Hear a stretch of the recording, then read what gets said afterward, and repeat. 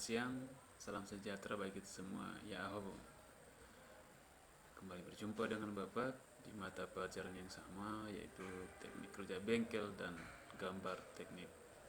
Sebelum itu, Bapak berharap anak-anak kami di rumah baik-baik saja, tetap jaga diri dan hindari hal-hal yang bisa merusak diri Anda atau merugikan diri Anda semua. Baik, nah sekalian, di pertemuan kita yang pertama minggu lalu Bapak sudah menyampaikan materi baik dalam bentuk video maupun bentuk tulisan. Itu yang kita bahas tentang ketiga berdasarkan OSH. Jadi Bapak berharap anak sekalian sudah mempelajari itu di rumah, sehingga di pertemuan yang kita yang kedua ini anak-anak bisa lebih nyambung mengikutinya lagi. Ya, baik, langsung saja. Di pertemuan yang kita yang kedua ini ada dua materi yang kita pelajari. Yang pertama itu adalah peralatan ketiga sesuai jenis dan fungsinya, dan kedua adalah penggunaan peralatan kerja bengkel. Baik. Nah, di peralatan ketiga ini sesuai jenis dan fungsinya apa aja. Nah, pertama yang perlu kita pelajari di situ adalah tentang alat pelindung diri atau APD. Oke. Di APD ini apa-apa saja yang termasuk dan yang wajib kita gunakan di setiap kita kerja atau praktek di laboratorium ataupun di bengkel. Pertama, pakaian kerja. Nah, di slide Bapak tunjukkan contoh baju praktek yang wajib kita gunakan nanti di laboratorium. Khusus kita anak TAP nanti akan dibagikan masing-masing siswa baju praktek yang sesuai standar di sekolah kita. Jadi tidak boleh asal-asalan, tidak boleh pakai baju putih abu-abu ataupun baju dinas SMK. Selanjutnya, sepatu kerja. Nah, di sini Bapak kasih contoh bentuk dan gambar sepatu kerja. Nah, mungkin kita anak sekolah, kita diwajibkan menggunakan sepatu yang memenuhi standar kerja di lab. Sebenarnya bisa pakai pakai sepatu sekolah. Jadi harus terbuat dari karet alasnya, sehingga tidak mudah tertembus benda tajam. Selanjutnya itu pelindung telinga. Mungkin nanti di lab atau di tempat kerja itu ada berupa suara ataupun suara mesin yang bisa membahayakan gendang telinga. Jadi kita diwajibkan menggunakan seperti handset ataupun nanti itu pelindung telinga, penyumbat telinga, sehingga tidak secara penuh suara yang mesin itu masuk di telinga. Oke. Selanjutnya adalah kacamata. Ya, jadi mata salah satu indera yang penting, jadi kita harus mensafetykan itu. Nanti ada benda tajam ataupun percikan api ataupun gesekan besi antar besi seperti memotong besi, jadi kita wajib menggunakan pelindung mata seperti kacamata yang safety ya, sehingga tidak membahayakan mata kita. Selanjutnya topi, ini topi kerja, ini dia. Jadi kita harus menggunakan itu supaya kepala kita aman dari benda-benda yang membahayakan atau mencederai kepala kita. Selanjutnya masker. Nah, kenapa kita harus menggunakan masker? Mungkin kalau kita di lab TAP itu kita akan nanti pasti berbaur dengan zat-zat kimia yang baunya cukup menyengat dan bisa membahayakan diri. Jadi kita diwajibkan menggunakan masker, ataupun debu-debu yang di tempat kerja kurang bersih, kita wajib menggunakan masker. Dan selanjutnya adalah sarung tangan.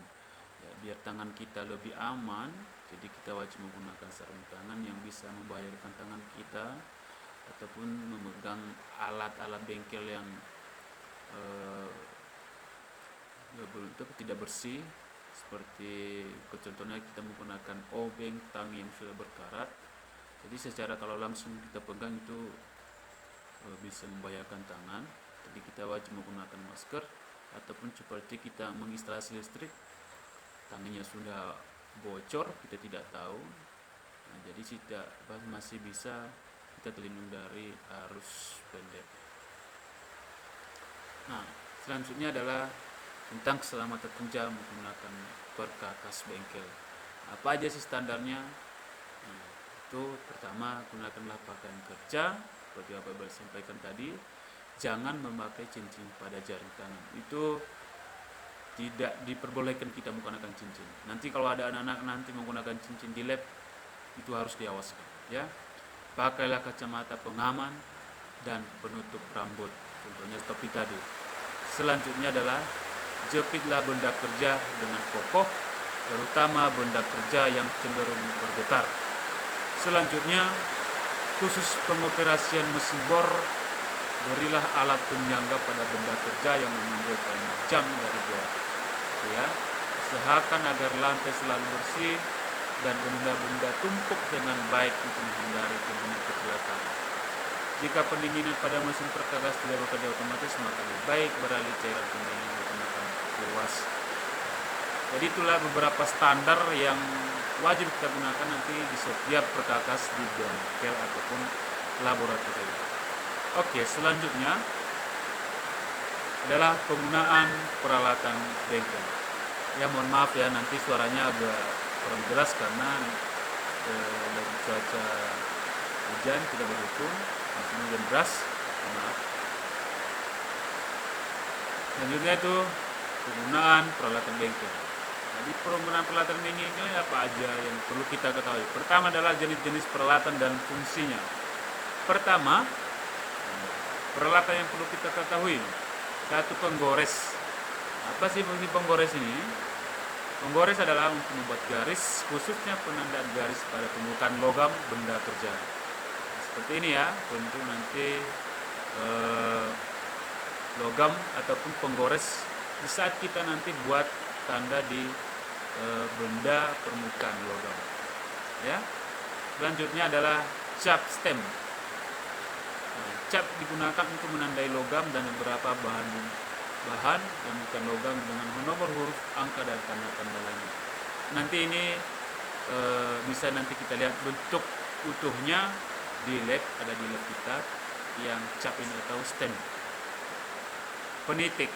Nah, penitik adalah untuk membuat titik pusat lengkung atau titik-titik garis. Contohnya kan nanti kalau kita buat menggambar nanti jalur di MCB atau maaf PCB, jalur-jalur rangkaian, kita nanti harus membuat penitik atau titiknya dengan menggunakan penitik ini. Selanjutnya adalah jangka. Jangka itu ada dua nanti. Pertama jangka tusuk dan jangka hati. Pertama, jangka tusuk itu dipergunakan untuk melukis busur dan lingkaran dengan teliti. Mungkin anak-anak udah tahu lah ya bentuk jangka tusuk, sering kita buat untuk lingkaran. Jangka hati. Nah, jangka hati dipergunakan untuk membuat garis pada permukaan logam sejajar dengan sisi benda. Nah, mungkin dari perbedaan jangka tusuk dengan jangka hati itu, kalau jangka hati digunakan di permukaan logam, kalau jangka tusuk itu biasanya digunakan di kertas ataupun di tempat yang bisa kita gambar seperti papan ataupun nanti PCB. Kita gunakan nanti jangka tusuk untuk menggambar lingkaran. Jadi ini sebenarnya nanti gunakan pas menggambar teknik ya, untuk menggambar nanti jalur.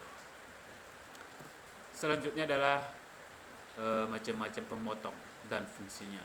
Pertama itu adalah satu, pahat. Nah, jadi anak-anak pasti sudah mengenal pahat ya. Ada pahat pelat, pahat alur, dan pahat setengah bulat. Jadi fungsinya seperti itu, bisa ada dan pelajari.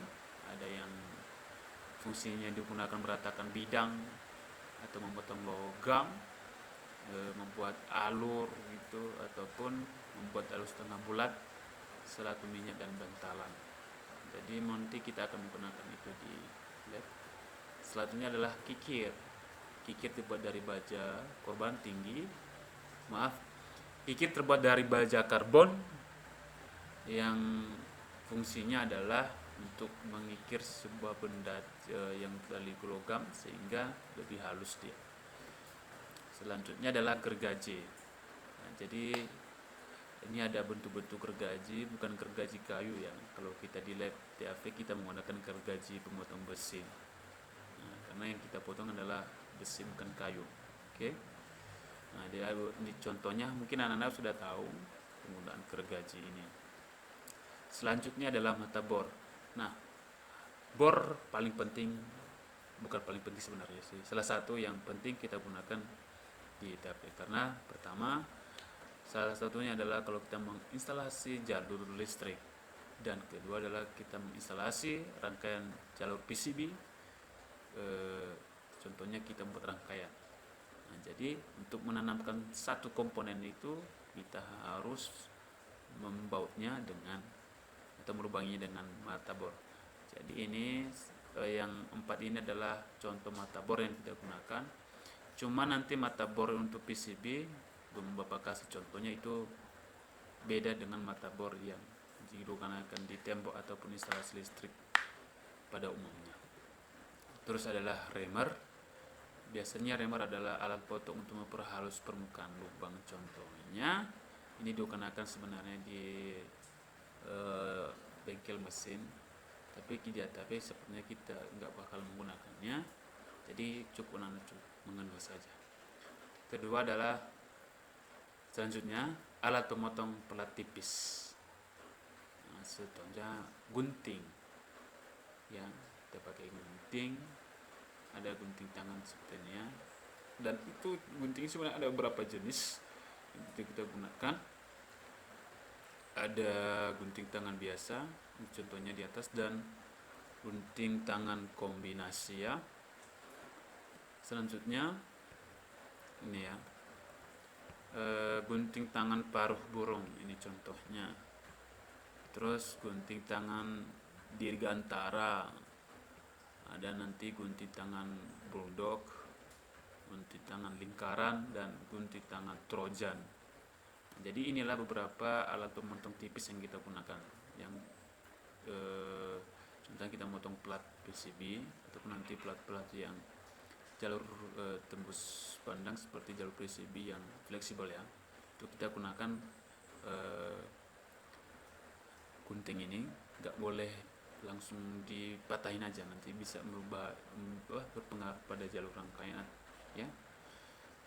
Dan kalau gunting biasa kita gunakan nggak bisa. Nah, ini udah ada beberapa keunggulan dari gunting biasa. Dan terus adalah alat bantu lainnya. Nah, jadi kalau di TAP kita menggunakan palu sama alat bantu. Kalau kita nanti instalasi rangkaian listrik ataupun di rangkaian MCB kita menggunakan palu untuk meratakan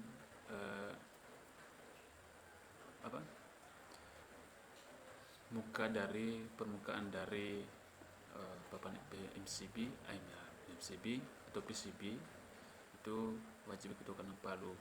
Itu ada beberapa contoh, itu palu pen searah strike hammer, dan palu konde ballpen hammer, dan palu pen melintang dan cross hammer. Jadi adalah contoh-contoh palu. Jadi nggak perlu saya jelaskan lagi, mungkin anak sudah tahu bagaimana contoh palu ya.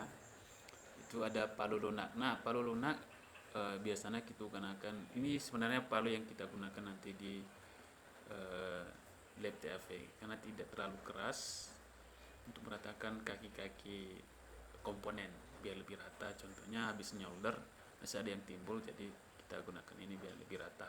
Terus palu pembentuk. Nah, jadi ini beberapa palu pembentuk, contohnya ada palu kombinasi pijak dan bulat, palu bola. Jadi seperti itulah contoh palu-palu yang kita gunakan nanti dijumpai nanti di TAV. Terus adalah meja datar. Jadi meja datar ini sebenarnya meja yang bisa kita gunakan untuk bekerja. Kalau di lab kita udah ada yang bagus untuk bekerja. Terus penjepit atau ragum. Ragum adalah salah satu alat, contohnya nanti ada beberapa komponen yang kita jepit ataupun kita rapatkan biar lebih pas, kita gunakan ragum. Selanjutnya adalah tang dan kunci. Nah, tapi tang ini ada beberapa jenis. Pertama adalah tang plier, itu diagonal cutting plier, digunakan untuk memotong kawat baja. Tang jenis ini mempunyai dua sisi dan rahang yang keras. Ya, ini nanti salah satu tang yang biasa kita gunakan untuk memotong kawat baja, ya. And cutting plier digunakan untuk memotong kawat dengan rahang membuka paralel 90 derajat. Nah, ini ada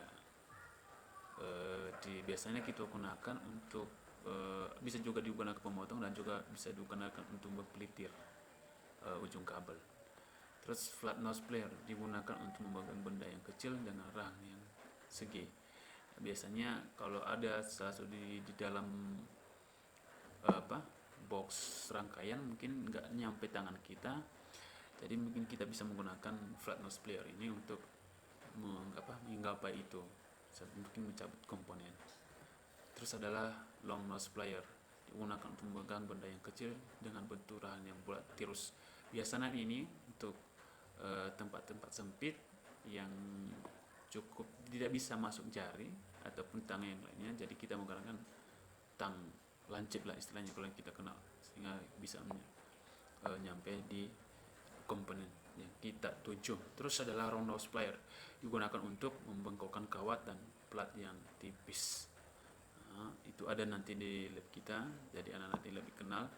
Dan selanjutnya adalah combination plier. Ini adalah tang kombinasi, digunakan untuk berbagai pekerjaan ringan dan menggunakan. Jadi sehari-hari yang sering kita gunakan itu adalah tang kombinasi ini, nanti bisa memotong ataupun mempelintir kabel, dan inilah sering kita gunakan tang kombinasi ini, ya.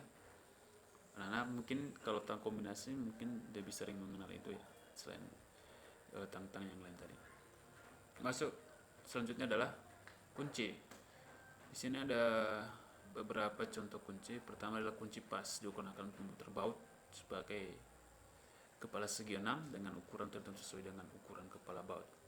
Nah, jadi kunci pas wajib kita gunakan di lab, khusus di kita TAP, karena kita nanti berkaitan dengan baut. Jadi kunci pas kita harus cepat mengetahui nanti nomor-nomor kunci itu. Terus adalah kunci ring. Nah, digunakan untuk membuka baut kepala segi 6. Nah, sebenarnya hampir sama dengan fungsinya dengan kunci pas, cuman ini untuk kunci-kunci yang lebih sempit, nah, yang susah untuk dibuka, kita menggunakan kunci ring. Selanjutnya adalah kunci Allen. Nah, digunakan untuk memutar baut dengan kepala soket yang berbentuk sisi 6. Nah, tadi ini contohnya kita kena baut berbentuk Allen, jadi kita menggunakan nanti kunci ini, karena nggak bisa kunci yang kunci pas atau kunci ring, nggak bisa, wajib kita gunakan kunci Allen. Baru kita gunakan selanjutnya adalah kunci soket. Nah, biasanya kunci soket ini adalah satu set kunci. Soket mempunyai berbagai macam ukuran. Untuk memutarkan soket pada kunci ini digunakan batang pemutar khusus yang dimasukkan pada kunci soket. Nah, jadi itu nanti ada batangnya khusus untuk memutar itu. Jadi ada berapa ukuran, itu ada 8 mm, 10 cm, 10 mm. Jadi kunci-kunci soket ini sebenarnya nanti yang cukup berfungsi, yang sering kita gunakan di lab. Sebenarnya adalah pipa rats atau tang pipa. Ini digunakan untuk memegang benda yang berbentuk bulat, baik pejal maupun berbentuk pipa. Pada bagian tangkainya terdapat baut pengatur kedudukan rahang. Nah, jadi mungkin seperti hampir sama fungsinya dengan kalau kita kenal namanya kunci Inggris, sama. Contohnya kita mempaskan, karena di sini sebenarnya tapi jarang kita gunakan kunci pas, karena kita kunci Inggris karena tidak selalu tidak semua baut itu pas dengan kunci, karena lama lagi kita harus mempaskan. Tapi sebenarnya ini juga bagus dan wajib kita gunakan people words ini. Selanjutnya adalah obeng. Nah, obeng ini digunakan untuk memutar baut yang mempunyai kepala beralur, baik beralur lurus maupun beralur silang pada bagian pangkal. Obeng dekat dengan pemegang biasa terbuat dari kayu. Nah, jadi terakhir adalah obeng. Biasanya kita gunakan untuk membuka kepala baut yang positif dan negatif, itu istilahnya. Jadi obeng ini sebenarnya ada terbuat dari plastik, ganggamnya juga dari kayu. Harus lebih siap, jangan juga salah menggunakan obeng. Oke, dan cukup sampai di sini dulu pelajaran kita di pertemuan kita yang kedua.